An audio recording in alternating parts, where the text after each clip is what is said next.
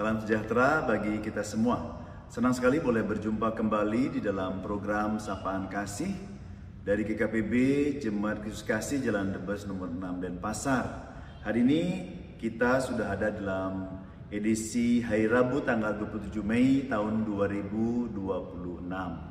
Minggu inilah Minggu Pentakosta. Oleh karena itu, saya menyampaikan juga bagi kita selamat ataupun salam Pentakosta untuk kita semua dan percaya Roh Kudus bekerja di dalam kehidupan kita. Sebelum kita melangkah hari ini, saudara, mari kita meluangkan waktu untuk membaca dan merenungkan firman Tuhan. Dan kita sebelumnya menaikkan doa kepada Tuhan. Bapa kami yang di surga, kami bersyukur untuk pagi hari ini, bersyukur untuk hari baru yang Kau beri, bersyukur untuk firman yang telah Engkau sediakan. Kami mohon Roh Kudus menolong kami, memberi pengertian dan memampukan kami untuk menjadi pelaku-pelaku firman. Inilah Tuhan doa kami. Dalam nama Tuhan Yesus kami berdoa dan bersyukur. Amin. Saudara-saudara yang dikasihi Tuhan, pada hari ini ada dua ayat yang disediakan bagi kita di dalam buku Puji dan Janji, yaitu dari kitab Keluaran pasalnya yang ke-15, ayatnya yang ke-11. Siapakah seperti Engkau di antara ilah-ilah ya Tuhan? Siapakah seperti Engkau mulia dalam kekudusan-Mu, menakjubkan karena perbuatan-Mu yang masyhur, pembuat keajaiban? Bacaan yang kedua dari 1 Korintus pasalnya yang ke-8 ayat 5 sampai dengan ayatnya yang ke-6. Sebab sungguh pun ada apa yang disebut ilah, baik di surga maupun di bumi, dan memang benar ada banyak ilah dan banyak Tuhan yang demikian.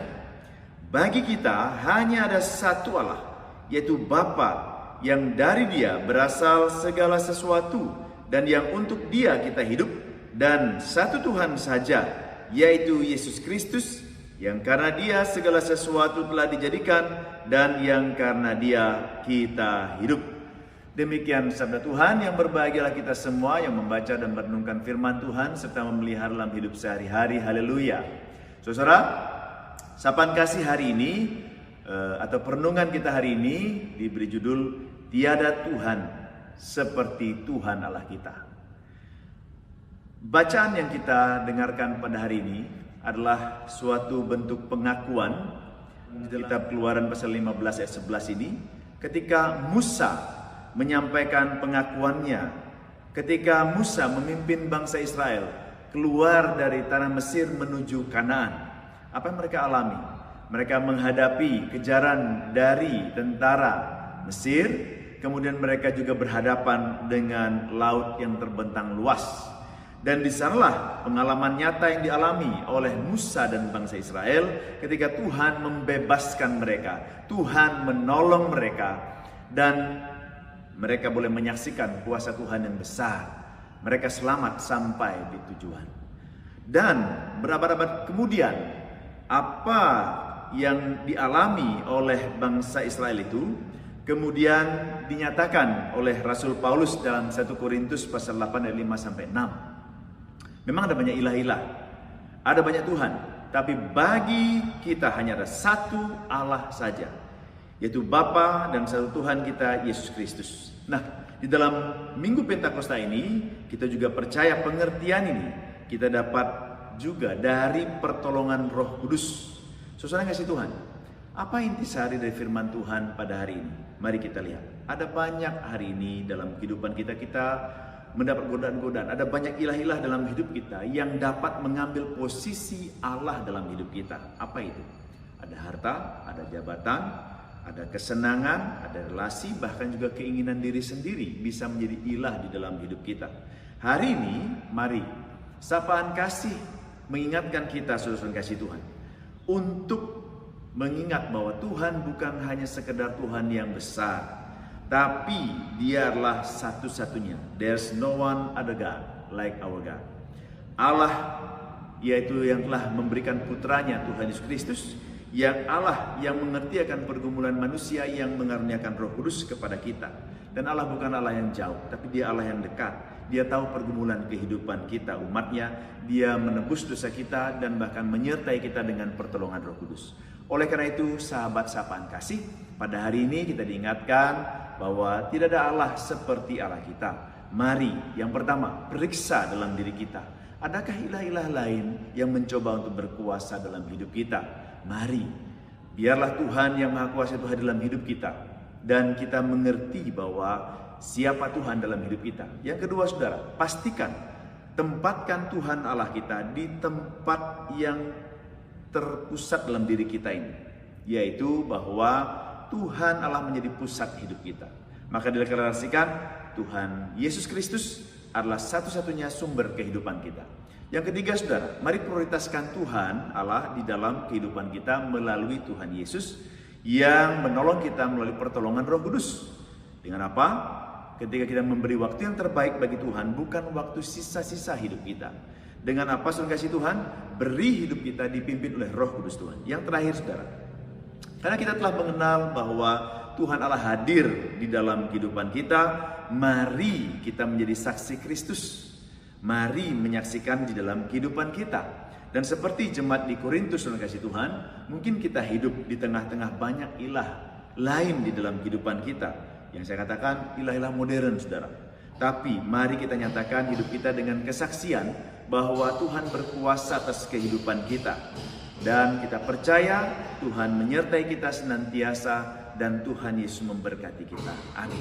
Mari kita lanjutkan perenungan kita dengan bernyanyi PBA nomor 13, Aku Percaya.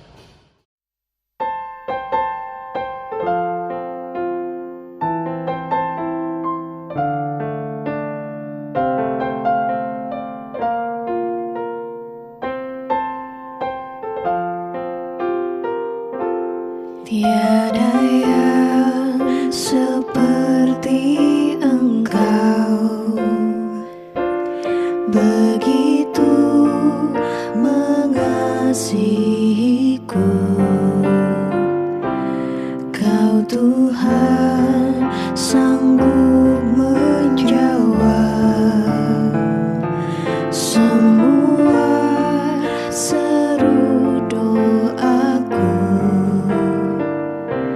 Tiada yang seperti Engkau, begitu mengasihiku. Kau Tuhan sanggup melawan seluruh kehidupanku. Aku percaya Tuhanku ajaib. Kau turun tangan memulihkanku. Aku percaya Tuhanku dahsyat. Kau turun tangan memberkatiku.